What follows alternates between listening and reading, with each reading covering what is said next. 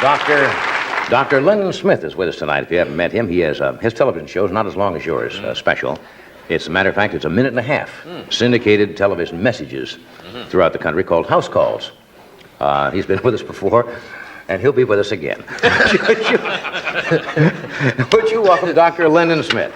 Congratulations on your master's win the other night, and they had a little review of about a book by Lord Trimmingham called The Go-Betweens. And it said, and I thought, this is the answer to all pediatricians. We should know this and have it on the wall. It said, Lord Trimmingham said, the lady is never wrong. Now, I've found that, my wife has been telling me that for years, but if you don't see it in print, why, you usually don't get that message. Now, when a woman brings her child in the office and said, he's sick, you know, he's sick, and you keep looking until you find he's sick, or you make him sick or something, but because the kid is sick, and you can't examine him and say he's not sick, because they'll go to another doctor, and that's bad for business. So you find that he's sick, or you find he's got pinworms, or, you know, there's something that's going on with that child, because the mother knows best. It's really, when the baby has come from her, she's lived with this kid for 24 hours a day, and the father brings the kid and said, my wife says he's sick, looks okay to me. So, and so he's not, you know, but we believe the woman, and it really makes some sense. And we've been, the times that we're burned are the times we don't believe that woman. So for heaven's sake, if a woman comes on and says something, believe her. You just nod your head. It's not being henpecked. It's just, it's God's truth. They've got some message that God gave to them that when they say something. My wife says that the bad behavior of our children is from the bad genes from the father's side of the family, and it's often true. You get women's response. Did I ask you a question yet? Yes, you asked me if I've been reading things. Yes. Okay. I interrupted you. No, you didn't interrupt me at all. I just, hello, doctor, and you were on Western Airlines with Lord Trimmingham or somebody. So you did get it. Did you listen? Lord Trimmingham. Oh yes, of course. I didn't. I wasn't aware that he had said that. Did you also know that he said that? Yes, if you'd flown among other things, I'm sure. That Portland, Oregon was just about wiped out. We just we were on the hooray for Portland. We've got ice up there that you wouldn't believe. And I believe it if you tell me. My wife, again, who believes in, you know, sometimes she thinks I'm okay. She said, you know what's happening tonight? Because we were in 39 degrees huddled in around those. Below zero. You know, around this kind of, this package that doesn't burn well. Right. And she said, you know what we're doing? We're talking. Because we're usually watching TV or complaining or talking on the phone. We were talking to one another. Right, that's good. And that's, you know, sort of, bad weather forces people to get close together, so I think What's new in medicine? Well, we've got a flu going around that you wouldn't. Flu. Let's get on. Flu's a good subject. Flu. Yes, the flu is very bad. Why can't they cure the flu, doctor? Oh, we can. Oh, yes. You just keep ahead of it, freeze it out. Now we have what they call a Russian-type flu now, right? That's right. Yeah. And what's the Russian? Burbank flu and there's a Portland flu. They're all really the same. Basically, it's a high fever and a headache, and your eyeballs hurt, and you don't want to move. The old hurting eyeball syndrome. Yes. Yeah. And then the fever comes down, and then there's this kind of cough that goes on for 7 days. So it's a 10-day illness. It's a very standard type of illness. And there's nothing you can do to shorten the time at all? There is, of course, a lot of things you can do. He's going to tell you some of them. The best cough syrup was that gin, lemon juice, and honey. Lemon juice, and honey? You know, we ran out of that one night, and the kids came in and were standing and barking by the bed one night, and I had to give them, I didn't have the right ingredients, so it was bourbon and some antihistaminic and some molasses. It was so bad, they never complained again. So you know, if you make the cough syrup taste too good, they're in there every 20 minutes, you know, coughing and barking and stuff. So you have to kind of watch that. But it does work if you know it's coming. You have a question for the doctor, Richie, about your children have any ills, Rich? I mean, since the doctor's here, you can save a house call. My experience has been that kids that are blue-eyed are more likely to get beaten by their grandmothers because they're more likely to be have bad behavior. But we'll give him some cough syrup. Yes, his kids are all well. Tim, do you have anything wrong with your kids at home? Oh, I'm sorry. Just I'm doing some research on. I just wondered if you had an opinion on it. I'm doing some doing some research on people that end up as they have. That people like this are more likely to have been very ticklish as little children. Were you ticklish? Were you ticklish? No. Only developed lately. It means that... Why? Do you mean those of us who are a little, ticklish, little yes, crazy are ticklish? more likely to be sensitive. It's just a little rule. And you notice the stethoscope and we can't feel the stomach. Wait a minute, Richie's going to do the famous trick with a handkerchief. Below the nose. Excuse me, I thought you were going to do that famous magic trick that you do at parties, but I guess not. I have... Just blew his nose, that's it. My work with children who have give teachers trouble in school are that they're very ticklish, sensitive, goosey kind of kids, and I've invented but I can't patent. It's a long pole with a lot of feathers hanging. The teacher. That sounds like the fun. First day of school has the kids all has the kids all lie down supine on the floor, naked preferably, and she lowers this pole with the feathers on it, and see which kids break first, and those are the ones that are going to have trouble. No, they seem to have more trouble. But we Hypersensitive children. Hypersensitive children are more likely to have trouble in school. So we'd like to isolate them or find out, because there's some things we can do. But if we haven't gone too far past the flu, I could go back to that. Sure. Because there are some people who You can go back to Sir Firmingham if you want to, or Trimmingham. No, back up. But some people do respond to vitamin C, and it might be worthwhile to take enough. Vitamin C? Yes. Can you take too much of it? Oh, sure. Your body will respond. I had a woman tell me that it didn't work. Her child kept throwing it up as fast as she was getting it down, but she was doing something for the child. And that's important, too, that you feel that you can't just sit there and see your child get sick. But there is a point. If your child has pneumonia and is blue and has 105, well, you're not going to sit around and give it vitamin C. You might, but do it on the way to the doctor. There's sort of a limit to this health thing. I agree with many of the health concepts, but there's a point when you. Now, how would Richie tell if his kid was turning blue? They have ways. They have ways. Just wondered. I can see. You can see. I've had many black people come in with a child and say, "See the rash?" And I say, yes, of course, just to point out a typical spot, and they will. And oh yes, we see a lot of that. And I don't know.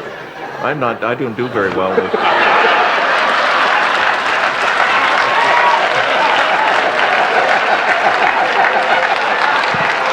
I know about ashing, though. Is that okay? That's okay. Well, enough of that. Do you let when you're treating God, it's kicking up again. Do you like to when you're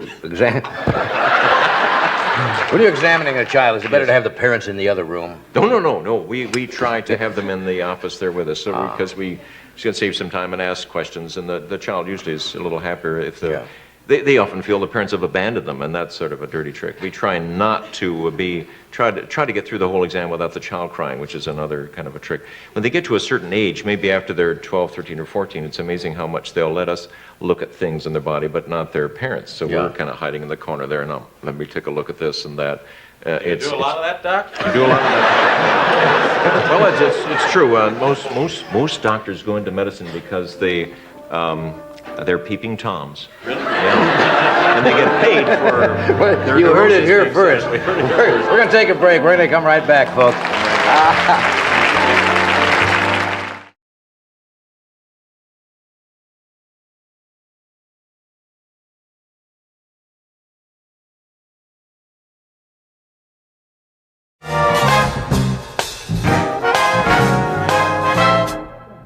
Tom, Dick, I know you fellas going to work tonight, right?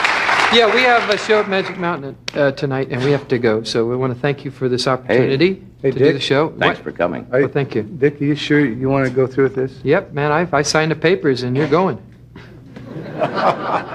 Well, I got to get my stuff together. I want to say thank you a lot, and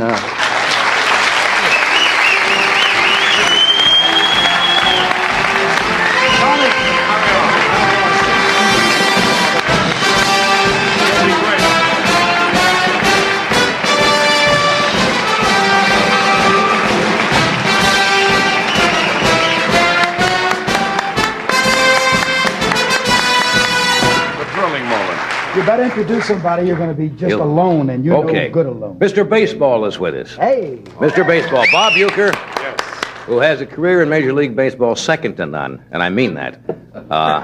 He's now a broadcaster for the Milwaukee Brewers and one of the 3 announcers on Monday Night Baseball. Would you welcome Bob Uecker?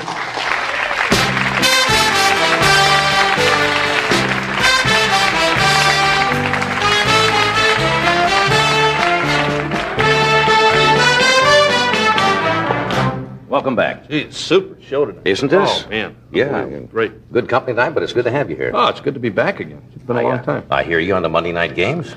Yeah, I keep showing up. You know, they tell you to go to Philly or L.A., someplace, wherever they tell you to go, that's where I go. Yeah. You know, doesn't matter what the game is. Who cares? You know? Did you, just where you go where they send you? Well, after the game, I always thought was much more important than the game itself, you know? Right. Pound the streets a little bit and See what's cooking. dig up a little action. Hey, when you were a kid, did you have a dream of being a Major League Baseball player? I mean, say someday I'm going to be playing in Yankee Stadium or... I think every kid does. I think I didn't only want baseball. I wanted track and field, too, I guess. I think I was the youngest kid in Milwaukee to participate in a hammer throw. Manual training teacher zapped a ball peen hammer at him one day. Did you like... No, but the javelin throw, I liked to throw the javelin when I was a kid. Yeah. And neighbors used to get upset about that, you know. Of course. They had a shingle house, it'd stick right in there. But the hammer throw, I threw a 16-pound hammer. I was 15 years old, freshman year in high school. I threw a 16-pound hammer. I was the youngest kid in Milwaukee to throw a 16-pound hammer. Yeah. And about 8 minutes later, I became the youngest kid to wear a truss in Milwaukee. That was the same... Well, you shouldn't start too young with sports like that. Yeah, it blows you up like this. Yes, and first you can't sit well, and were you injured like a lot of ball players? They always seem to retire because of injuries. The elbow goes or the legs go. Were you plagued by any injuries when you played at all? I think for me it was more my hands than anything else. Well, you were a catcher. Yeah. You know, you go in a bar after a ball game and you're sitting there 3-4 hours popping a few, and sooner or later somebody's going to step on your hands, you know.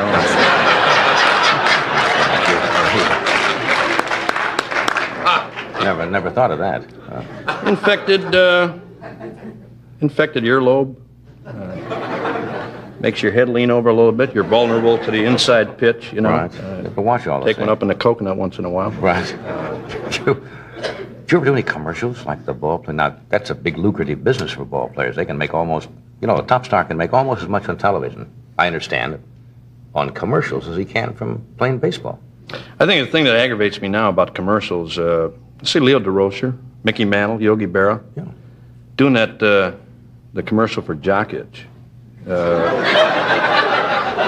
which years ago you couldn't talk about. You know, Right. you couldn't say things like that, and Jock Itch was a problem.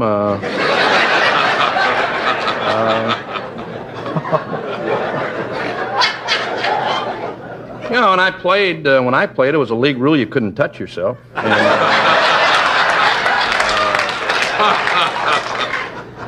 I think the guy that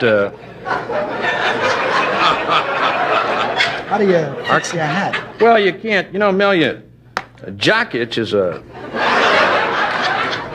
clubhouse guy used to.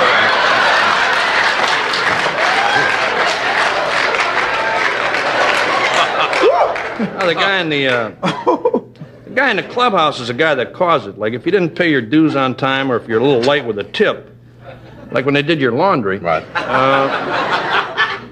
Instead of rinsing the soap out, they'd leave the soap in there, you know. in there. Yeah, like the next day, you know, you start running around, you start sweating a little bit, man. I'm telling you, That's you know, bad. bubbles start coming out of your pants.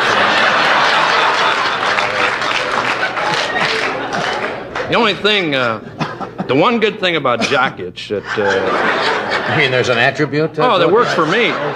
Worked for me. You get on first base, and like if you got a little Jock Itch, you know, which is it's nothing now, you know. When you get a little Jock Itch, and the first base coach comes over and throws a little alky on you, There ain't a catcher in the world throw you out stealing. Gives you a pretty good jump, I guess, on the throw. You wouldn't let me do that thing with the horse. Yeah. You wouldn't let that film clip be that's on television. And we They did talk 8 about minutes on jockeys. Are you? They have commercials for it now on television. I know. I did terrible. It's dreadful. That's really terrible. We're going to take a short break here, and right now, McDonald's salutes the persistence and determination of America's youth. We're talking with Bob Uecker, announcer for the Milwaukee Braves, and on Monday Night Baseball. And although Bob is not in the Baseball Hall of Fame, and has been told not to even come near the state, as a matter of fact, you had some pretty good years, didn't you? You were a good catcher. How about hitting? Catchers usually are good hitters. Sometimes, hitting to me, when it was always a slump, and you figure when the season's over, the winter time, you figure you're going to get out of it, but it always carried over through the winter into the next spring. Going to spring training, man, right back in the sewer again, But hitting, I don't know what it is about hitting, and I think maybe you go through things like this. I don't know, John or Mel. When you're doing a gig one night, you get a little nervous or uptight about it sometimes. Sure. Apprehensive. Sure. To me, hitting was like that. If I'd come up in a tough situation, to me it was always I always felt like I had to go to the bathroom or something. And when you're standing with the bat, if you stride, something might happen, and you'd rather take the pitch than of course. Right. You strike out, you go back to the stands, and you're walking by the stands, and some guy hollers out, "You stink," You ain't got no argument, maybe you do. It was something that I, rather than be offensive to two other guys standing back there, I used to, take a hike, you know what I mean? Right. What was your batting average over 200. 200? 200 lifetime, a hard 200. Home runs? I banged 14 of them. When I wanted to, it was one of those deals. If you want to hit a home run, you hit one. I laugh at guys now, the guys hitting 300, 320. What do they got to look forward to next year, You wanted to kind of build. Oh, you stay around 200, 201, 202, maybe 2 or 3 RBIs. You got something to shoot for the next year. 3 RBIs. Did you have a school for a while for youngsters? Yeah, I had I still got it, as a matter of fact. Young catchers? Yeah, pass ball school. It's a school to show kids how to miss a ball without letting the people in the stands know you're missing it on purpose. And I'm talking about not a pitch out here or over here. I mean one right here to get that kid maneuverable enough where he can let it go. And maybe if the umpire is having a bad day, maybe to hit him right here. Sportsmanship is the kind of the byword. Oh, yeah. Hey, we've branched out now into lacrosse, hockey, polo, and stickball, and then graduation day, we let them all play on one field, and whoever wins graduates. That's a wonderful school. We'll take a break. Come right back.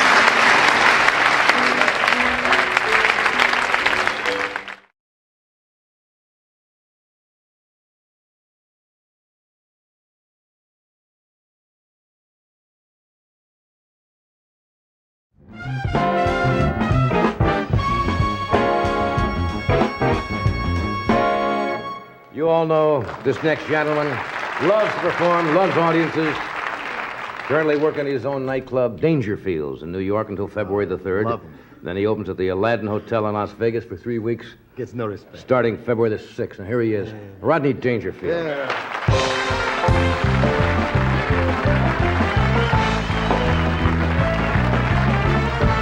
Wow, what a crowd, I'll tell you all right. You know that, Now, I tell you, I'm all right now, but last week I was in rough shape, I mean, last week I told my doctor I want a vasectomy. He said, with a face like mine, I don't need one. And I tell you, nobody likes my looks. My mother would kiss my brother goodnight and scratch me behind the ears. Oh, my mother, she never breastfed me. She told me she liked me as a friend. I don't know. I tell you, I know I'm ugly. Oh, while the guy was mugging me, he took off his mask and made me wear it. No, I tell you, things happen to me you wouldn't believe. Like the other night, I found a guy's wallet. Inside was a picture of my 2 kids.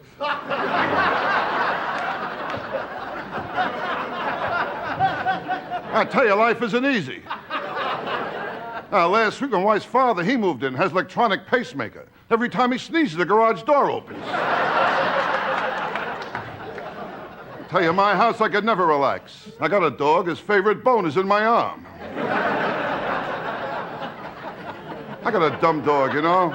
It took me 2 years. I taught him how to sit. He forgot how to stand. What a dog. It's all right. It's all right. He's a dumb dog. It's okay. You kidding my dog? Well, last night, 4 times he went in the paper. 3 times I was reading it.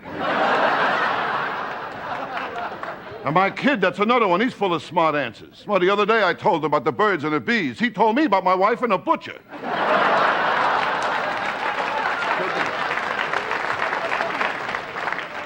I don't know. I tell you, I meet the wrong people. That's my trouble.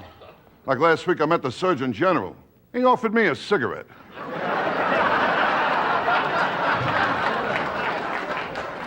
I tell you, nothing's going right. My neighborhood is getting worse. Well, I went out, I bought my wife a rape whistle. She says it don't work. No one shows up. And my wife, she don't go for me either. Every time I want sex, she leaves the room to give me privacy.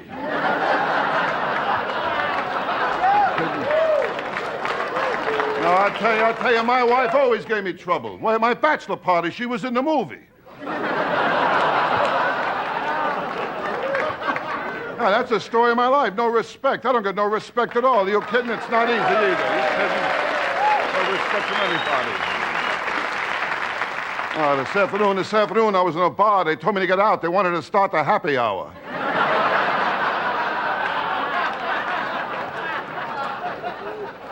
I tell you, the day I was born, I got no respect. And the doctor told my mother I did all I could, but he pulled through anyway. Hey, howdy.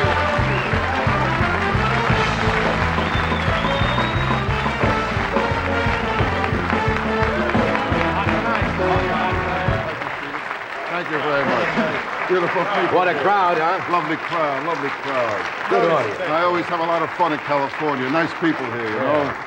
There's something about California. As soon as I get here, I want to drink, make love, have fun. It's not California. I'm away from my house. That's what it is. No, but I'm working. I'm trying to lose weight. You know? Really? Oh, it's tough. I'll tell you that. I lost some. I got to lose more though, because I was fat, Johnny. I was too fat. Fat, huh? You kidding? I was so fat. I got my shoes shined. I had to take the guy's word for it. I mean, you know. Hey, I'm working over here. Hey, yeah. No, it's all right, but I've been keeping busy, you know. Yeah. I've been What have you working been at the club now, and I finished there Saturday, and I'll be in the Aladdin Hotel for the rest of February 6th. In March, I'll be back in Dangerfields, be in Dangerfields in April, be in Dangerfields in May, maybe forever, I don't know, you know. But I'm looking forward to Aladdin Hotel, a lot of fun. Lola Falana, I'm working with Lola Falana. Right? Oh, she's a sexy girl, isn't she? Sexy, a lovely girl, you know. And Aladdin's a nice place, too, a lot of action over there, you know. Oh, yeah. And... well, there is a lot of action in Aladdin Hotel. Oh, it's so quiet, I feel like E.F. Hutton just spoke, you know?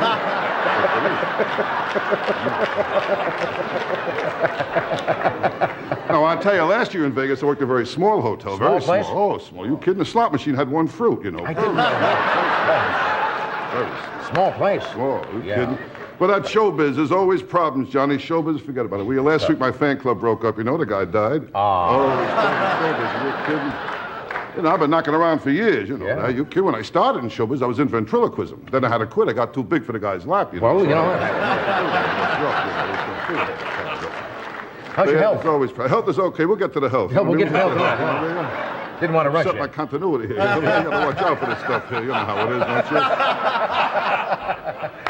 What do you I want to got talk other about? problems beside health. What are some of the other problems? I'm still drinking too much. Oh, I'm a bad drinker. Forget it. Bad drinker, huh? I got loaded a few weeks ago. The way I carried on, it was awful, Johnny. Yeah. Well, I'll put it this way. I mean, it's good to be back in men's clothes again, you know? You really flip out, huh? I tell you. I mean, I want to relax. I can't relax. You kidding? I tried sniffing coke. That didn't work out either. I couldn't get the bottle up my nose, you know?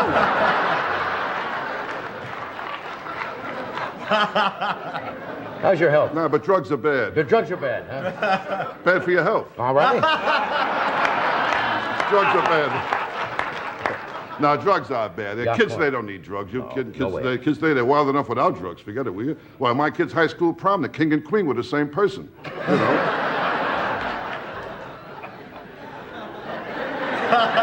drugs are bad for your health. And health is important. Ask my friend the doctor, Dr. Vinny Boombat. How is Doctor? He's fine, he's fine. How The is doctor is okay. How is the doctor? I called him last week. As a matter of fact, I swallowed a bottle of sleeping pills, you know. He told me to have a few drinks and get some rest.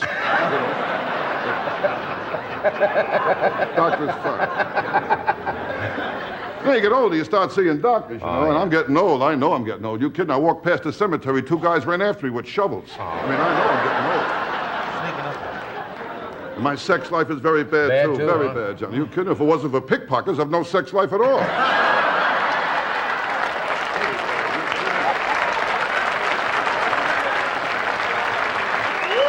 I'll tell you, Johnny. Yeah. I'll tell you, my life, I have steak and sex the same way. Very rare. Very rare. Shit, I'm a bad lover anyway. A bad lover, I'll tell you that. I caught a peeping Tom booing me. Now, I'll tell you, Johnny, girls who like me are getting older and older, older. And I took out one girl. Who was she? Oh, she was old. Ooh. How old? I'll tell you how old. She was so old when she went to school. They didn't have history.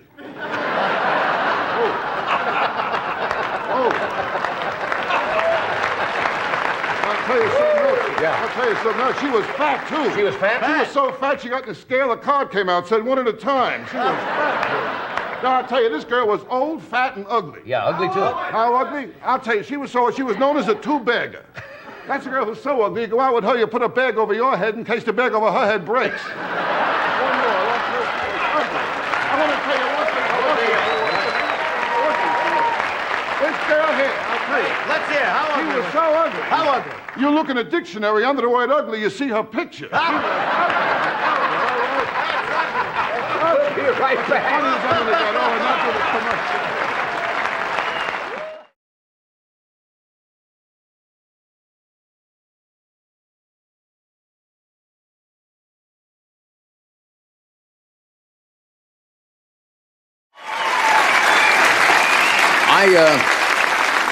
I first met Jonathan Winters about 1953 or 54. Jack Parr at that time, believe it or not, was doing a show early in the morning on CBS. And I went in to fill in for him once, and they said, you have a fellow called Jonathan Winters on today. And he came on, and I thought then he was the most inventive, off-the-wall comedians I have ever seen, and I still think that.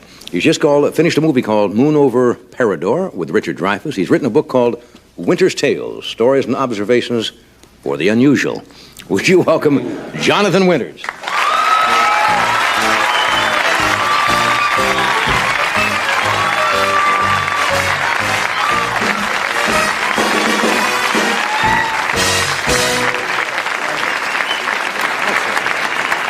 Little pouch there. Well, Just a little you know, pouch there. turkeys carry a lot of stuff in front, and it costs them their lives. So I'm carrying everything. I've been carrying it for a long time, and I tell you, you know, it's just since we're on this. Yes. I'm so thankful, really, to be here at this particular time, because of the book and because I'm alive, and you know, my shoes are corrective. I can feel my toes now.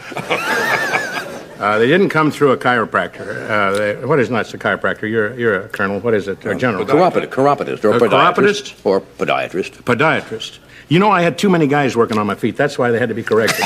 But at any rate, I stopped drinking a long time ago. Oh, yes. Obviously, I haven't stopped eating, but I stopped smoking. There's so little left.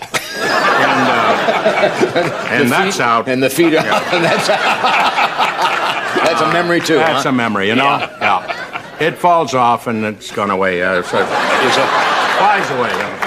Does it bother you getting older? No, it doesn't bother me. I'm 62 now, John. What was it you said one night? You were on the final? Final glide path. Yeah. It's the fourth quarter. Yeah. For those people who are doing a lot of this, get ready. You can't take that can through. Doesn't happen. My stepfather once said to me, if you make 60, you are definitely in the fourth quarter. Definitely. Might be OT. Mm-hmm. You come from a family of... A small family. I was the only child. I'm glad. I got everything there was to get. No rivalry? Not a lot either. No rivalry. No, I fought an attorney, killed him on the spot. He said, you get the kitchen knives. Good. You'll do time for this, and then it was gone. Anyway, you want to talk about this? Sure. I mean, it's called... Get off of kitchen knives. You got it. This was a book took me 5 years. 5 years? Yeah. A little slow.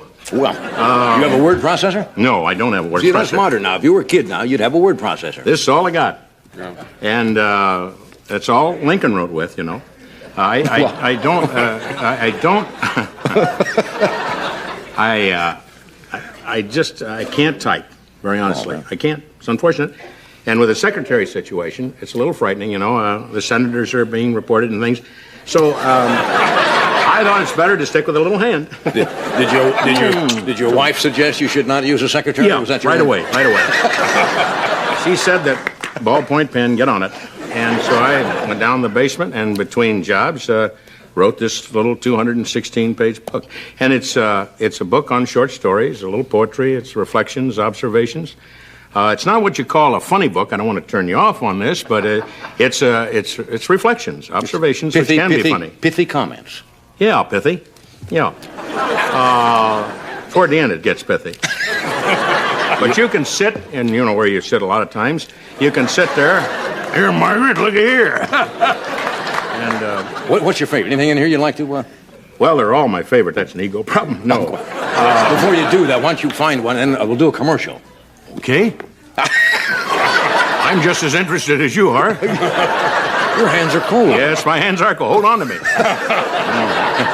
We'll do this, and we'll come right back for our reading corner. All right, friends, now, in our author's corner, this is what I'll call our normal author's spot now, and John's going to read from his Random House did this book? Yes. A little excerpt from some of your observations. Okay. Okay? Sit right up, pencils up or pencils down.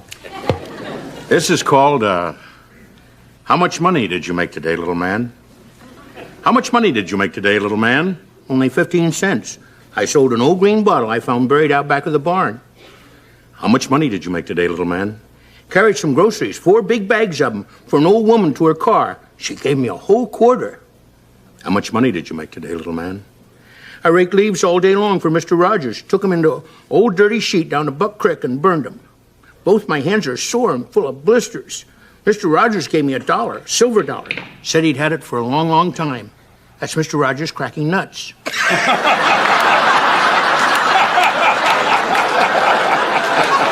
Either that or the fireplace is on fire. How much money did you make today, little man? I washed Grandpa's pickup and then waxed it. Made it look almost new. Grandpa gave me 75 cents and a picture of him in uniform when he was in World War I. How much money did you make today, little man? I shoveled snow all day Saturday and most of Sunday. Would have made a bunch of money, but the handle broke as it was. Almost made $2. How much money did you make today, little man? I didn't make a cent today. Hard to believe, ain't it? I've been hustling ever since I was born. But today I found something better than money. Something I've been looking for a long, long time. Ever since my dad died. No, it ain't money. I found a friend. A real friend. Somebody that don't care whether I got money or not. Last thing she said to me today was, I don't care how much you made today. Little man, I love you and just want to be your wife. It's not to say she doesn't love me. I'm sure she does. And I love her. But we're only kids. I'll bet you anything, when I grow up and do marry her, first thing she's going to say is, how much money did you make today, little man? That's nice. That's nice piece. Ooh. Yeah. You have described yourself as a 60-year-old kid, right? Oh, 62, yes. 62. Do you still 62. hang on to your childhood Oh, possessions? yeah, I've got my ball mitt, which is really, it's small. It's just, my hand is small, and it just barely covers my hand. It's an old mitt, Walker Cooper out of St. Louis. You can't throw it away, right? No, I can't throw it away. I've got stuff like that. I tried to throw it away, and it was thrown back at me. Yeah. No, I have marbles. I have a .22 rifle. I have a couple of boxes of soldiers, and I got to tell you one little story, John, especially this time of the year when people are, in the festive mood, and also people with, large pins ready to hit the turkey there in New York and watch it. At any rate, no, I was kidding about that. I always wanted to do that as a kid. Go, ooh, watch the big rubber turkey. Oh, terrible. They're a violent child. I stuck it in a real turkey. He went at me. No, when I came home, this is a moment of grief, but for a lot of people, but I came home from the war, and I was just, again, talking about Thanksgiving, like yourself, strafing people there in Philadelphia. But I came home, and I went down the Stone Road, and my mother was there, and I said, you had to cue her a lot, and she was in show business. She was in radio and an actress, but I'd say, Mother, it's me, and her eyes were not Vaseline at that time. And I said, Johnny, your son. I see you. So it was a very demonstrative family, and ran to it. A lot of the minorities would run and grab each other, but whew, boy, when you're full Caucasian, a lot of times it's back off, So Full Caucasians are like that. Yeah, I know what you mean. So, and eventually she grabbed me, the bottle dropped, Oh, nice, sweetheart, it is you. And so I went to my room, which about this area in here, bed, wash bowl, and a commode, and place to hang the funny shirts. So I said, Mother, it's great to be home, number one. And I said, where are my toys? There's a long pause. She said, you're 20 years old, dummy. And very sensitive at that time, too. I mean, if you said that had been said to me in the service, and of course, grenade. So I didn't have any grenades, or she'd have been history. So I said, Carol would say about your mom. We're a tough family. You gotta call it as you see. You got it. Because she'd survive. I know her. Yeah. And tough old lady. Blow her into a tree, come right out with some squirrel, So she said, you're 20 years old. What are we talking about the toys for? And I said, she said, I gave them away to the mission. I said, that's all right. That's okay, the poor kids. But you should have written me. Those last hours in Philadelphia where I discharged. And I said, please, why, you should have let me know. And she said the line I'll never forget. She said, well, sweetheart, how did we know that you were going to survive? So that's when I put her in a home early. A lot of warmth in that family, huh?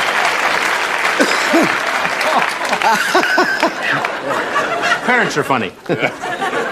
I know they kid a lot. Yeah. Let's go back to the very first Thanksgiving. Oh. Very first one. Okay. How do you manage it was as a pilgrim? I mean... Well, you have to realize at that time, which I don't think a lot of people do because so many years have passed, they were basically from England, downtown London. And either that or, Southampton. Bye-bye, have a good voyage. Of course, the little boats were kind of a joke, and they went around in circles, and then everybody, so about 7,000 people went... And they moved out. No Evan Roods in those days, gang. So I imagine they got to Plymouth Rock, what it was, around 1620? Mm-hmm, about that. Something like that, 1621. Jamestown, I guess? Jamestown, good. And guy pointed, that's Jamestown. Yes, it says on the map, Jamestown. Everybody, yeah. And, of course, the boat went right into Plymouth Rock, and they swam ashore. And then they got up on the rock, and everybody prayed, usually on the rock. And those that didn't pray were cuffed around a little bit.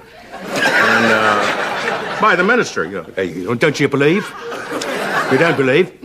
So then, of course, the Indians showed. God bless the Indians, I still have, a lot of love and respect for the Indians, too. They were obviously in just standard, buckskin and feathers. And here are these people, and the Indian would say, of course, that was a Wyandotte, and you could distinguish him from an Algonquin or Iroquois and Seneca, and he was saying, look at the buckles on the dummy. And, of course, it was something for an Indian because he had no buckles. Good waist, tight, and maybe a rubber band, but certainly not a buckle. And it'd say, and then the guy had buckles on his shoes. Hey, no wonder they were not wanted right away. And then the buckle on the hat told him that he'd had some special treatment. But that's pretty much Thanksgiving as I remember it.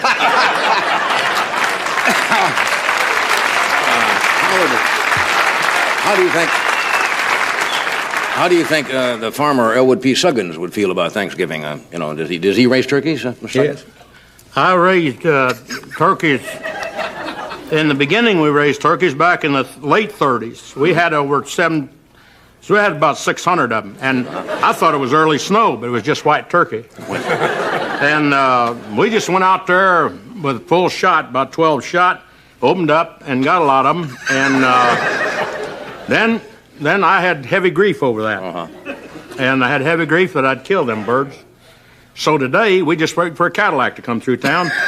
And if they cross the road, the Cadillac belongs to the Cadillac. And I picked one out just for Sunday, right out of the grill.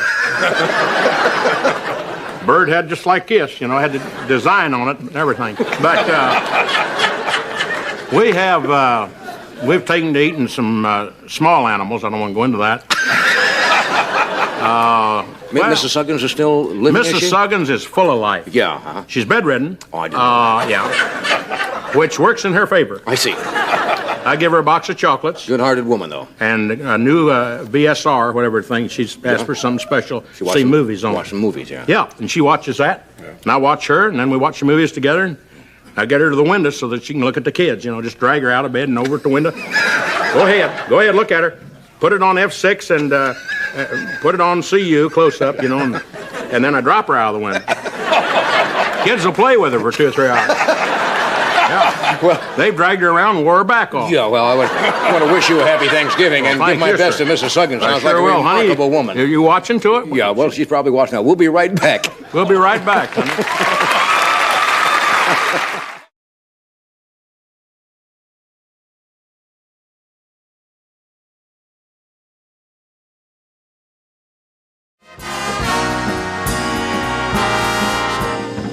All right, my first guest tonight, folks.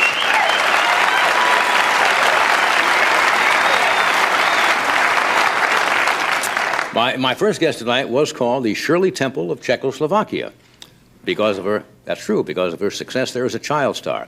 Now, I understand when President Reagan visited Chicago in June, she performed for the president, and the local media in Chicago was so taken by her that they started an actual campaign to get her booked on The Tonight Show. We actually got this tape you're going to see from PM Magazine, and this was part of the effort. We'll show you this. Watch the monitors here. People say, Vlasta, you can get any higher than that, than playing for President of the United States. And I said, yes, but there's higher thing. I said, what's my dream is?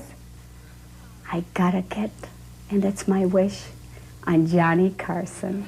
Here it is, the one, the only, Johnny Carson polka. Let's welcome Vlasta. Come on, folks, and hear me out what I have to say. It's all about your home, Johnny Carson is his name. Chicago Radio's Jeff and Jer have made Tuesday Vlasta Aid Day on their WFYR-FM morning show. The phones jam up with callers who pledge signatures on petitions to send to The Tonight Show. We will never give up. If this takes 10 years, we are going to get this woman on The Tonight Show somehow or another. She's just so genuine. You really want to pull for her. You really want to see her on there. And it'll really be a victory for everybody. So the response has been incredible. Well, folks, I'm here to tell you...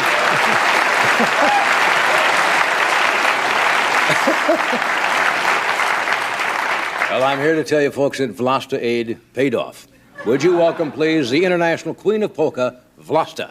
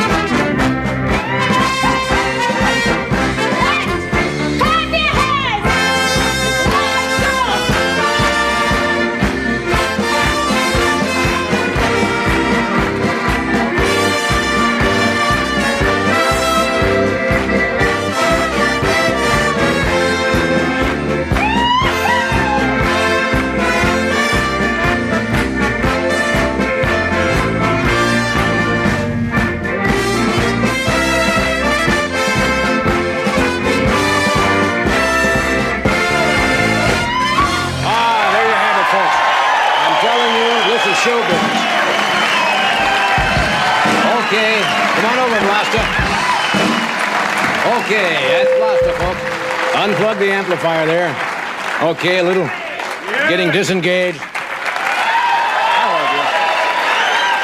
How are you?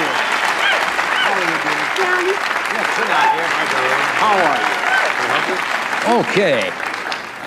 Ed will help you remove your accordion. It's our official accordion remover here. Well, how are you? Oh, Johnny, you're so great.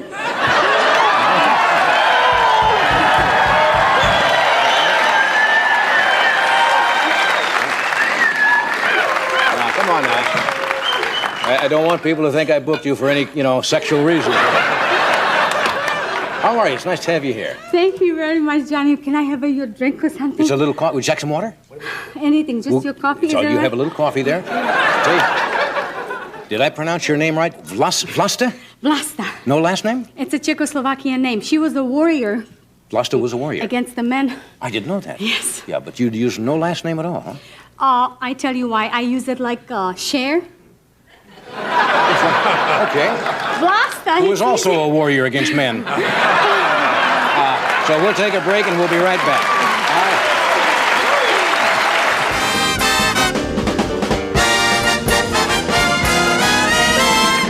right. Okay, we are back. If you just joined us.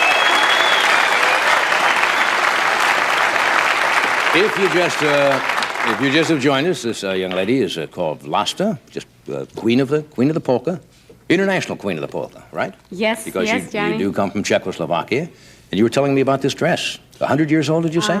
I want everybody to see it. All right. Very pretty. It's a costume. It's my mother brought it from the Museum of Did she? Czechoslovakia. That's very lovely. Is there a king of polka? Yes, Frankie Yankovic. Frankie Yankovic, you're right. Frankie Yankovic. You know, when I worked at WOW in Omaha, Nebraska, I announced the polka parade at 6 o'clock in the morning. Did you know a guy playing polka called Whoopi John Wilfert? I've heard of him too. Yeah, right? Yes. Right. That one I remember. Yes. And his band will play. What? Whoopi John will fart and his band will play. That's right.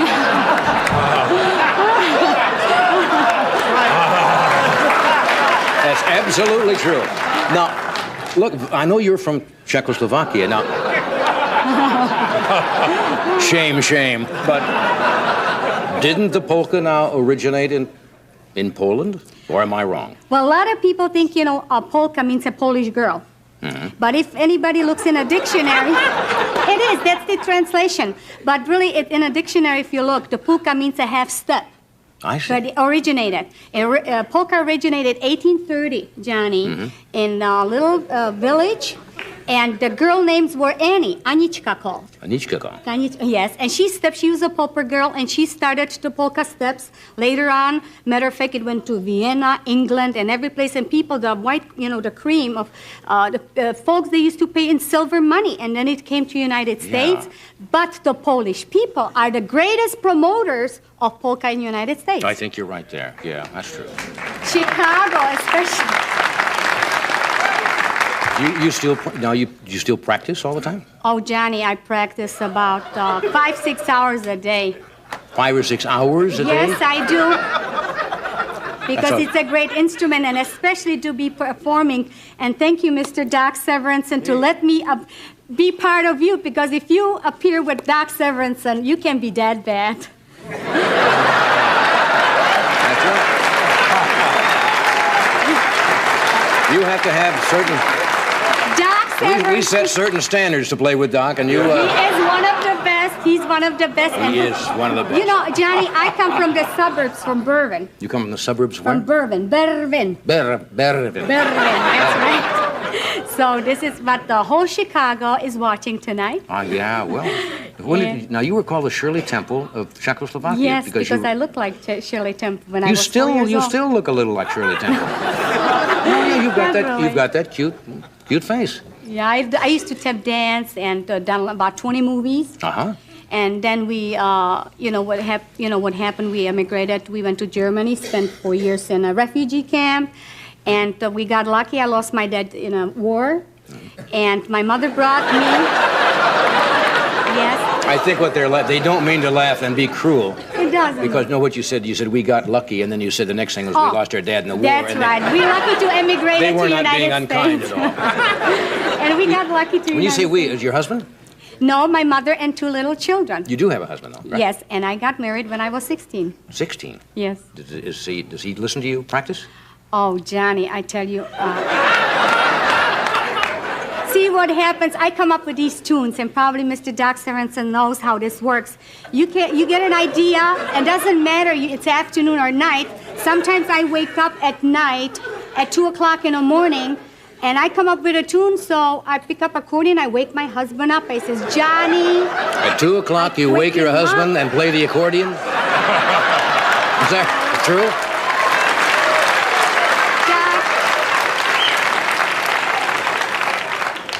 Doc, you told me I can call you Doc? See, He's not Mr. a medical Sorensen- doctor. Did he tell you he was a... Did he try that routine about being a medical doctor? No. We've had some problems here in the studio. So he must understand, too. Tunes come to you. That doesn't mean, 6 o'clock evening, are you going to write? No, it comes at night. So I wake up my husband. I says, honey, can you listen to this tune? So he gets up and he's listening to the tune. Sometimes he comes from work, and you guys are terrible. You either come from work, you read the news, watch the football game or baseball game, nobody can talk to you. So I wait when my husband takes a bath, and then I'll take my accordion, sit on the toilet, see John.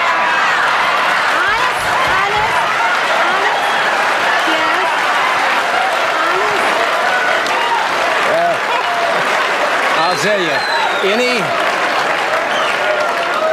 any marriage that can survive a husband taking a bath and a wife sitting on the toilet seat with an accordion is a strong union.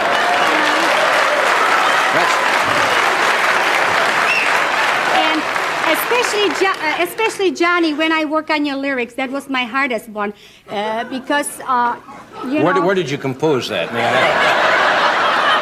My husband, came, he's a second shift, and I wish he would have been here with me, but Well, he I has wish- to work and support me, Well- what I'm doing. But I'm sure he'll hear he's from an you when you auto get body home. man. Hi, Johnny. And sometimes when I've done lyrics for you, Johnny, Yes. a second the hottest polka in Chicago, everybody's Really? playing it. I Well, I'm- wrote the lyrics when I was taking a bath with my husband.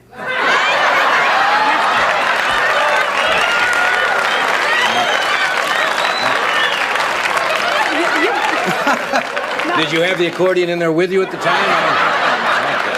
No, because my husband's name is Johnny. Ah. And this is what it is, so I practice on him and try to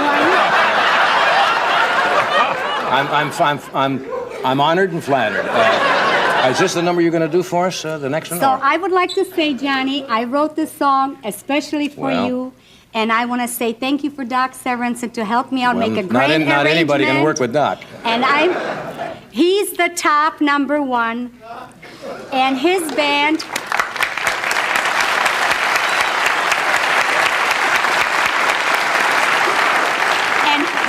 And Johnny, this is my honor to be on your show, and I want to thank you, Chicago, for putting me on Well, Johnny Carson's show. Thank you. Thank you. Okay. What? Johnny, Yes. this song is especially the polka. And do you think you can come here because it's especially for you that I can show you little bit steps to polka? Would you do I that? really don't know how to. I'll teach you. It's very easy. 1, 2, 3. Next time. Yeah, we better do it another. If we do all this, we're not going to have time for Alan, so maybe we can just play it this time and we'll dance at a time to be announced in your local paper. What, dear? Can you help? What do I do here? Just put it over. Yeah. Okay. That's it. Okay. And just here. Okay. This- Right?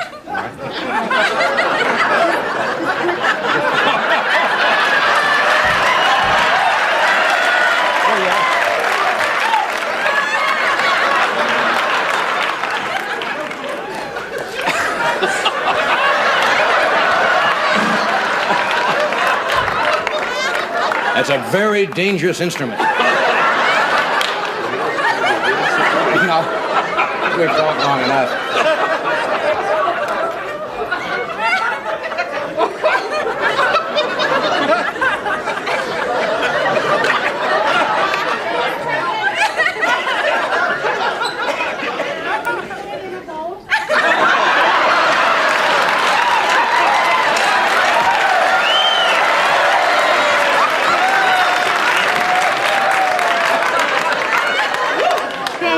Okay. Get that thing cooking.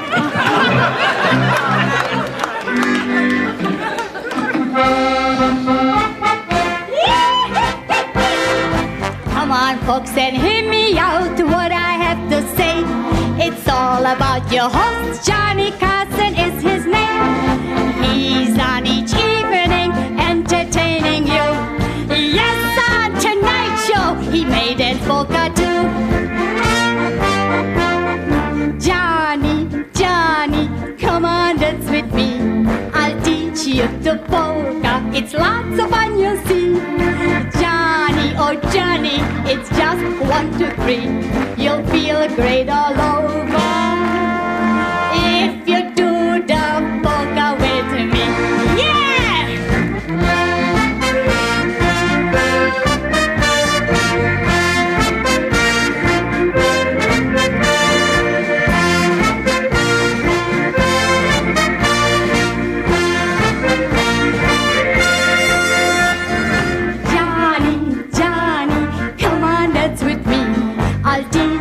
The polka, it's lots of fun, you see.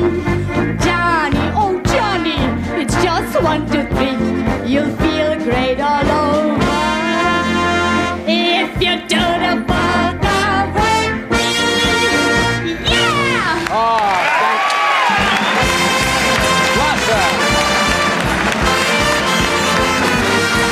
thank you, Lassa. We'll be back in a moment.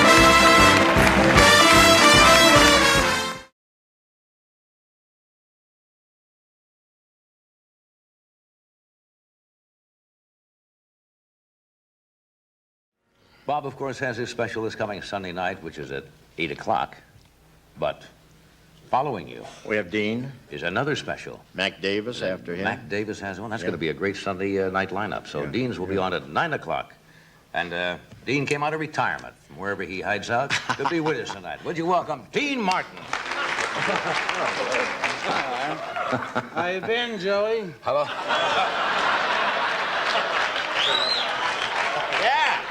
Sure. You're going to start already, huh? No, I'm not starting. How are you? I'm almost through. Good to see you. How'd all these people get in your room?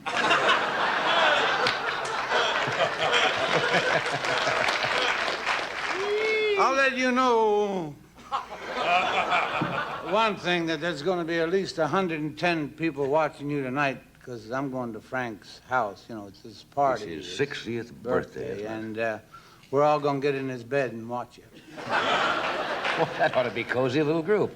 Yeah, if they aren't watching, I guess the Coats will be watching you. Yeah. Someone will be watching you. Did you get Frank something special? How did you do out here? Fair. I had a big opening, and that's it. Imagine him getting away with that? That was it. Yeah, I know. At least, you know, New York's got the finest, but we've got the sweetest out here. That's policemen. Forget it. Yeah. Who's the next one to come out? I know you're going to ask me a question. I'm going to ask you a Bernie. question. Well, you go ahead, Bernie. Did you get Frank something special for his 60th birthday? Did you get him a nice gift? But how do you wrap up glands?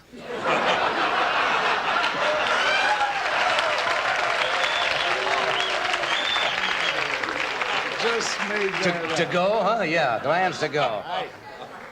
How is it going, Ed? Beautiful. Yeah. You don't, No, I quit that.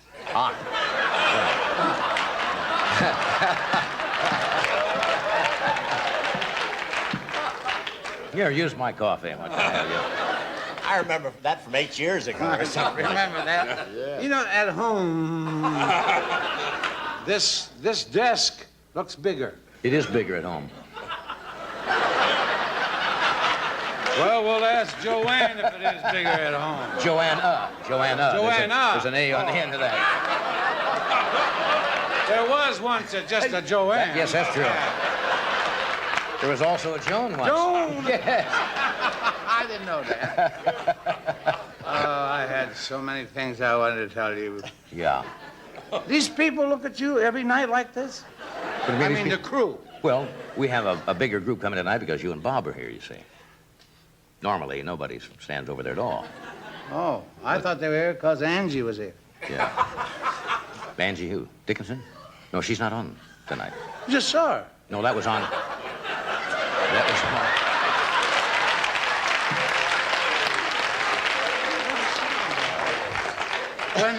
When the elephant... No, she's not, We are. I have a hangnail. I'm sterilizing it. Anyway. Oh, don't throw it away.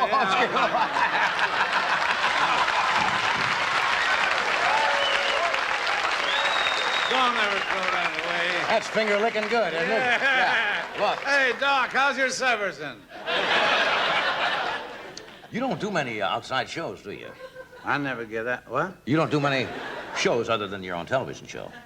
I don't see you around. I go to the Megam. The what? The Megam in Las Vegas. Oh, the MGM Hotel, the Megam. I go there 6 times a year. Pick up $400 or $500 and get out. Do you gamble when you're up there? Me gamble?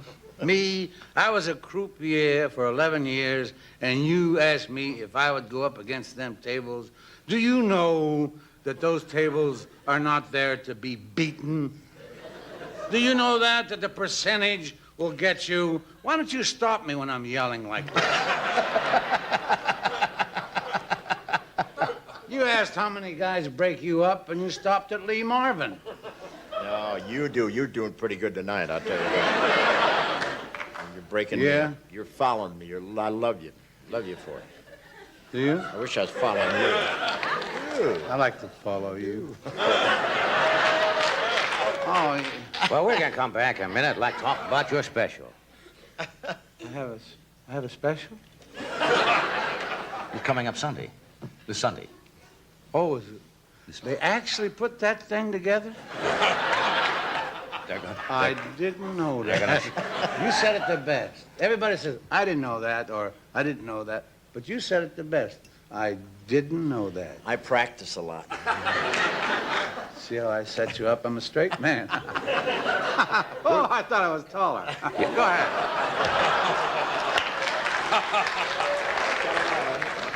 We're gonna take a short break, but we're coming right back. Why am I talking like this?